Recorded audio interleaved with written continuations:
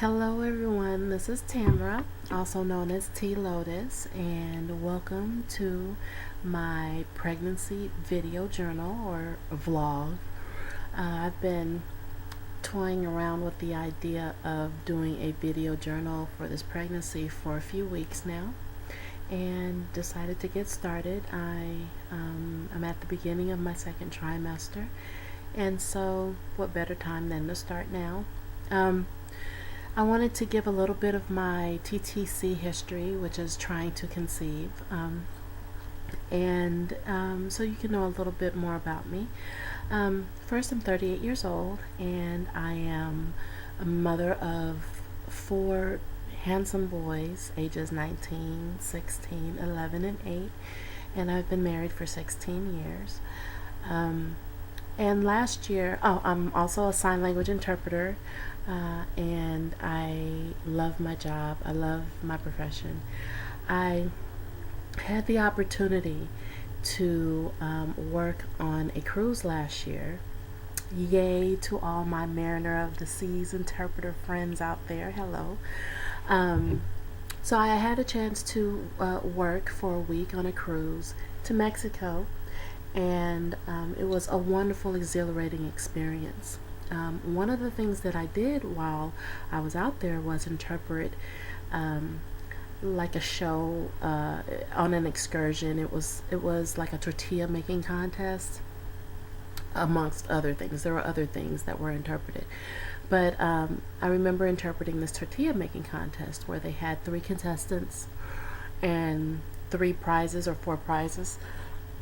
And so basically, when the whole contest was over, the very nice host of the games turned to me, and in his broken English, he says, "Here, this is for you. Thank you very much for your interpreting." And what he gave me was this. Now, I don't know if you can see what it is, but it is a stork, okay? And it has a little pink baby hanging from its beak. And I took it from him and I was like, "Thank you." And I looked at it and I said, "Is this a stork?" And he was like, "Yeah, it's a stork." And I looked at it and I have four boys already, not thinking about having any more kids. So I immediately thanked him. I wrapped it in paper and took it back to the ship.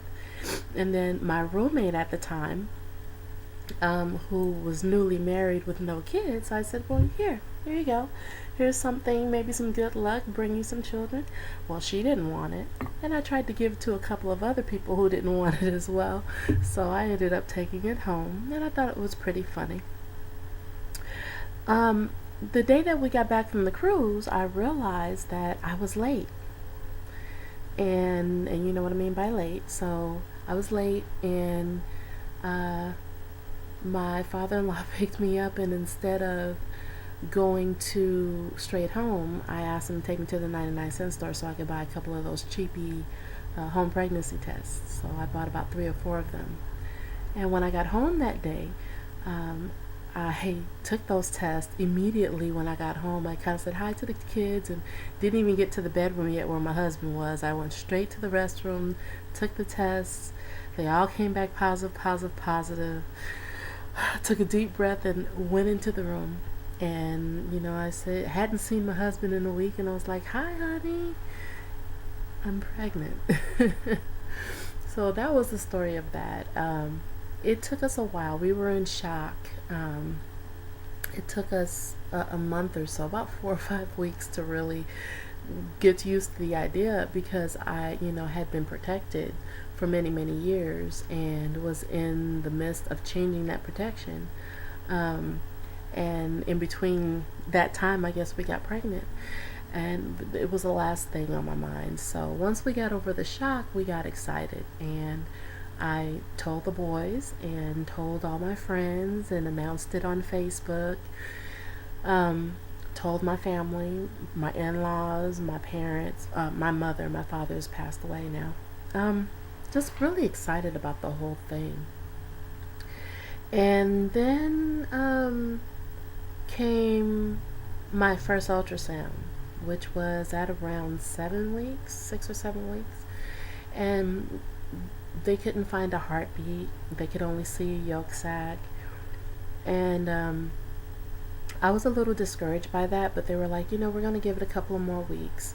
So my doctor at the time sent me to a imaging center where I could get like a full ultrasound scan, both the vaginal and abdominal.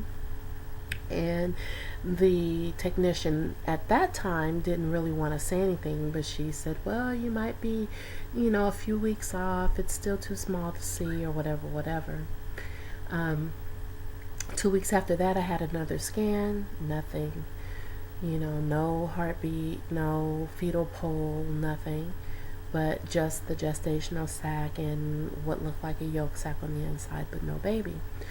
And I was not going to accept that, so I found another doctor, which actually was my very first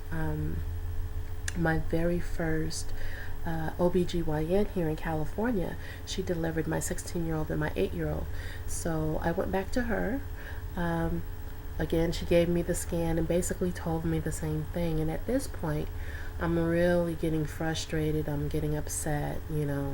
I've had 4 healthy pregnancies. I've never had a problem before. So I wasn't understanding what was the issue. So I decided to look for a maternal fetal specialist myself instead of waiting to be referred. And I found one in Santa Monica, Dr. Justice. I love him. Hi, Dr. Justice. And when I went to him for a third opinion, he basically confirmed what the other 2 doctors told me, which was there's nothing there but a yolk sac. There's no fetal pole, or there's the beginnings of what could have been a fetal pole, but it didn't grow. And at that point, I was about 10 weeks, and the baby stopped growing at 6 weeks. So, at this point, I'm sort of devastated. And, I went to see Dr. Justice, I think, one more time at 12 weeks. I was 12 weeks at that time. And once again, another scan, and once again, the same thing, absolutely nothing. And at that point, I was given options of whether or not to go get a D&C or to, miscarry naturally, and I chose to miscarry naturally. So I ended up losing the baby a week after that appointment at 13 weeks, the day after my husband's birthday. And it was a pretty traumatic experience because the whole actual miscarriage began at my mother-in-law's house, basically, while we were trying to sing happy birthday to my husband. I had to work on his birthday, so we took cake and everyone went to my in-laws to celebrate his birthday. But that's when the miscarriage started. And I ended up trying to drive home and rush home, and it was just a bad thing. I ended up going by ambulance to the hospital, and basically everything was lost there. So it was a very traumatic experience, and anyone who has lost a child would know that it's devastating, especially because I had become so excited. We all had become excited about this child, but it wasn't to be. And the next week was my birthday, and my husband and I decided to go to